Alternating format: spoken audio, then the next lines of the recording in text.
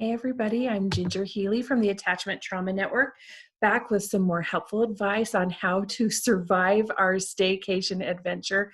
And in an earlier clip, I mentioned regulation and the importance of being able to regulate ourselves as caretakers so that we in turn can regulate our children. Regulation is so critical for safety for everyone in the home. So I thought I'd take a minute to really break it down. Self-regulation, I think we all know it's that calming of the stress response system in our bodies. It's the ability to have emotional and behavioral flexibility and control. We soothe ourselves because that cortisol, that stress hormone that's released by the adrenal glands during stressful situations, that helps us in that moment. The problem is when it gets too high for too long, it's really harmful. So the good news is that we can really learn about it and teach how to calm our nervous system to ourselves and to our children. There are so many things that we can do to model and demonstrate this to our children. There are great self-soothing techniques. And so we'll just touch on a few today. Our emotional responses occur on three different levels: the neurophysiological, the behavioral, and the cognitive. And like I mentioned, there are endless tools for each subcategory.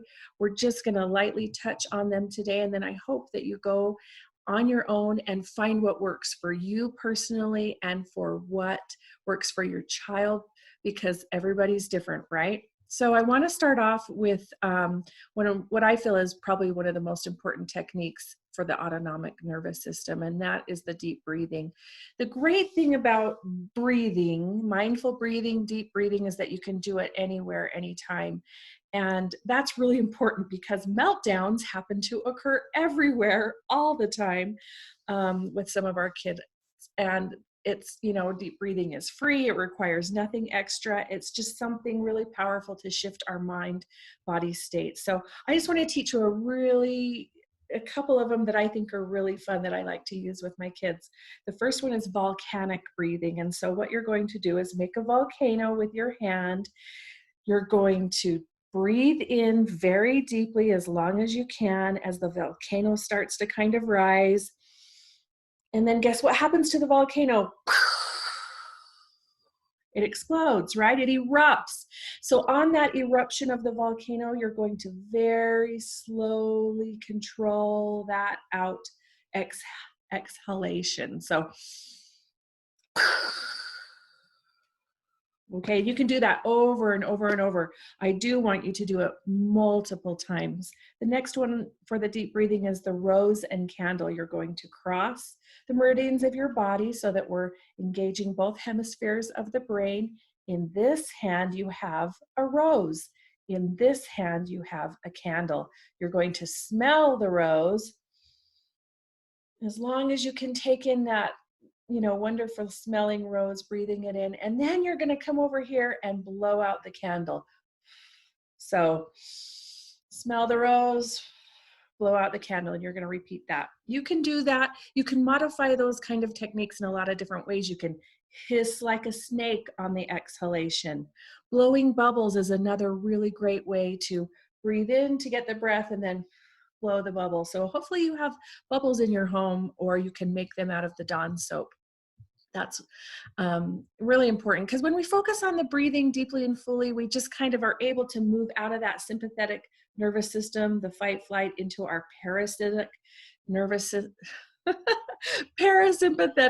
system, which is, relaxation and receptivity. So we want to just consciously connect with and manipulate our breath and plug it into our communication highway. We got to link the body and the mind together. That's what I meant by crossing those hemispheres. And then, it just calms and soothes and supports our body. And so I hope I've kind of convinced you of that yet. The other thing, I really wanted to make it fun. If you've noticed in the previous videos, I've talked about how important that playfulness is.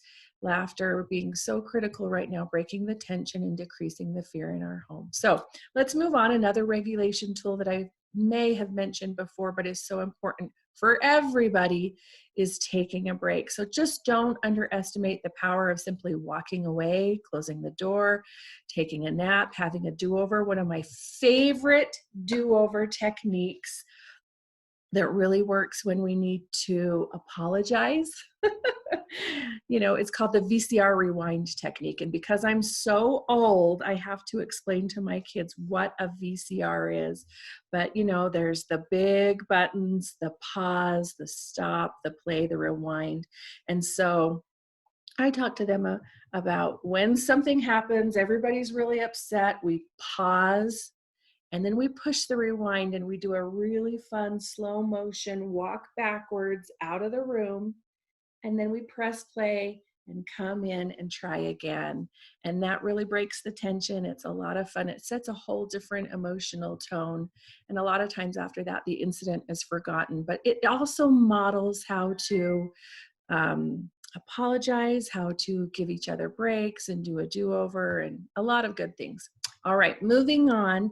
Other regulation techniques: stretching, breathing, yoga, bilateral tapping, butterfly hugs, talking to friends. Really, I could go on here forever, and I wish we had time, but it doesn't matter so much what it is as long as you're implementing something to fill your cup and help you keep calm and in control, so that you can then help your kids be calm and in control and model that for them. For one kid, for us, it's putting them in the bathtub and letting them have the break and the water play and the warmth. Where another kid, it's like, go outside and ride your bike. Another kid, I know that I have to make sure they have eaten, and eaten often, lots of protein snacks. Feed and water your kids regularly. Keep the protein snacks coming. It will avoid a lot of meltdowns if you can do that. And focus on sleep. That's another thing that will really decrease the cortisol. Sensory play. I wish we had a whole lot of time to talk about the importance of sensory play in regulation, but Play-Doh and shaving cream, those are great ways to discharge anger and release tension. Climbing, crawling, moving, swinging, spinning, rocking, massage feet, back, hands. For some kids, that's not going to work depending on if they're hyposensitive versus hypersensitive. But just keep them really physically active. That exercise is so important in decreasing cortisol as well, especially if you can go outside and get that vitamin D. I'm going to really quickly mention some cognitive approaches to emotional self-regulation. And I leave this at the end for a very important reason, and that's because these really cannot be done until you and your child are calm. You cannot have a good sit-down chat with back and forth conversation if your child is not calm, and if you're not calm. They have to move from that amygdala into that prefrontal cortex.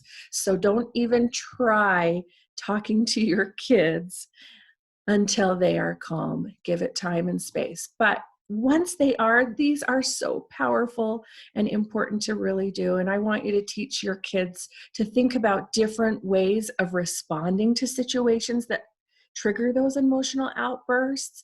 I like to backward chain with my kids, meaning the end of the chain is the blow up and what happened, but what happened before that? And what happened before that, until we can get kind of to the very beginning of, oh, that's what happened at the very beginning. If we would have gone about it in a different way, we wouldn't have ended up over here. So those are the kind of conversations that really help. Role playing is a powerful tool in giving them confidence and helping them be able to practice. It gives them a lot of feeling of control. So those are great things that you can do with your kids. Practice sharing, making choices, and then discuss what consequences might be appropriate for each response.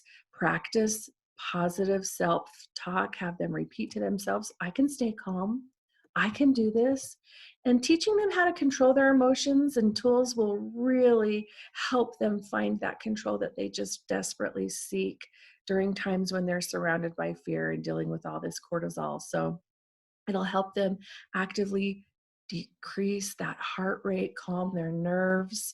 And so I'm just going to end this with a lot of support and hope, and keep sending you tools and ideas as we move through this adventurous time, let's call it. Thanks so much for listening, and we will talk again soon.